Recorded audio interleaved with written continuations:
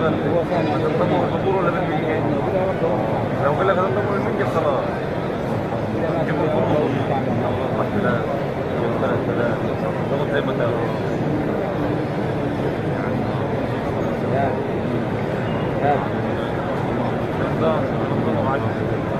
ربنا يبارك فيك. ربنا يرزقك.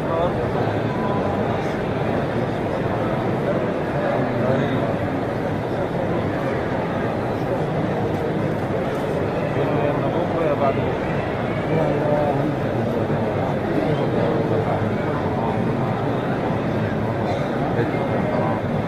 بعد بكره